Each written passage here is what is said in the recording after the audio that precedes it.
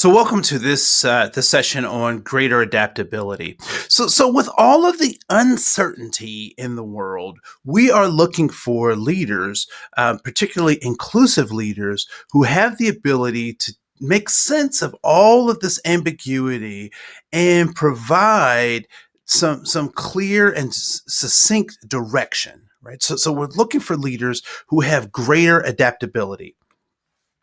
So in this session, we'll talk about what is greater adaptability. What are some of the market disruptions or disruptors that we currently have to navigate? What is disequilibrium? And then what are the skills needed to navigate this space as as an inclusive leader? And then why is change so difficult?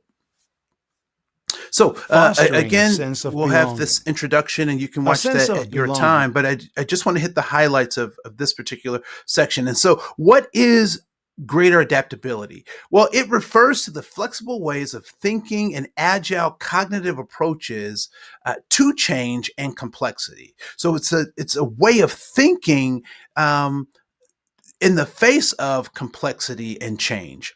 It allows leaders to shift from and adjust their leadership styles and strategies in dealing with crisis situations or solving problems creatively. Right. So this idea of greater adaptability is that I can solve problems creatively, that I can address crises in a way that continues to lead us towards our goals. So when we think about some of this disequilibrium that we're experiencing, I like this picture of these rocks because oftentimes there are things that shift and change either in the market in the way that we engage things. And so one of the things that we know that is a constant is change, right? So change is a constant, and so what kinds of changes are we experiencing in our workplaces? Well, right now we have 5 generations in the workforce, right? And that's a huge change. We have technology that is disrupting the way that we do business. Many of us are able to do business across the world as a part of our kind of 9 to 5 responsibilities. We also recognize that disruptions in markets, right? And so as new products come out, they change the way we think about things. There are, electric vehicles that are autonomous now that are making deliveries, particularly, I know one medical institution in Florida where on their campus, the automated cars make deliveries and pick up things right on their campus, and so that's certainly a disruptor. And then there's some complexities, right? So how do we do social distancing for some period of time and still have social gatherings, right? How do you run stores and churches and synagogues and mosques with the complexities of trying to wrestle with social distancing, and then the uncertainties of markets, right? So we recognize that the Dow Jones Industrial Index can go up and it can go down, or more rightly, it will go up and it will come down, right? So that adds to some uncertainties. Particularly as we start to think about education and how education is changing, there's certainly some uncertainties there. I do think that it's interesting that when I got my master's degree in education with a specialty in curriculum and instruction for online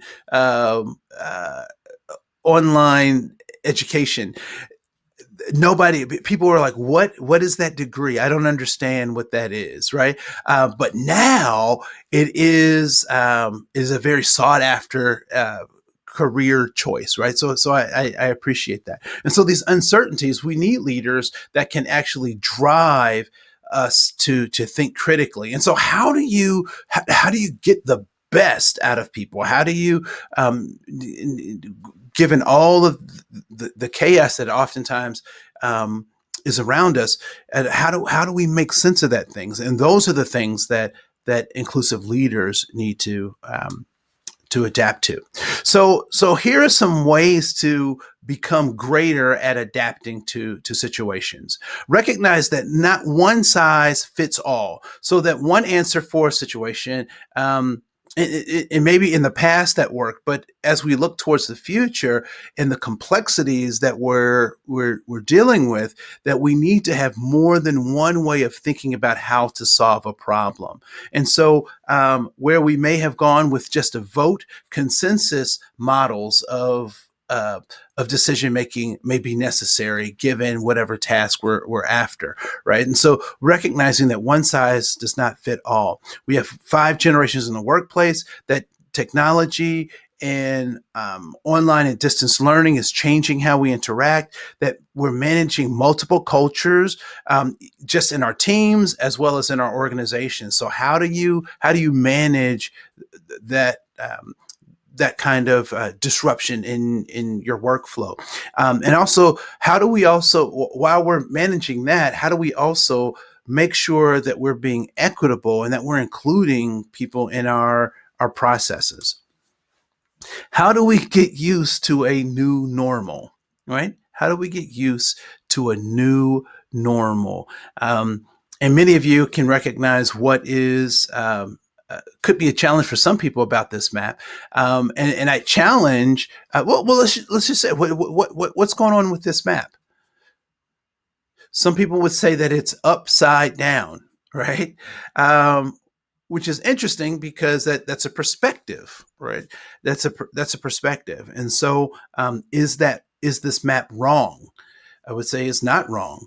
I would say that it is a perspective or a choice, right? And so when we think about how we're moving as a leader, many of us don't recognize the opportunities that we might have just by looking at something different. Or when people present us with things that are different, how do we adapt? How do we include that? How do we navigate that? And so we also have to recognize that change in and of itself is difficult. Change is difficult, just the nature of change. And so I'd encourage you to read this Plato's allegory of the cave. I'm sure many of you are familiar with it, but I want you to think about, why is it that change is so difficult? And the cave, simply, the synopsis is that people were raised inside of a cave, chained and watching shadows by firelight and listening to echoes as if the shadows were speaking. And then one day someone gets released out of the cave and they leave the cave and they see the real world, and they come back into the cave and say, "Hey, everyone, this is not reality. Come join me in reality."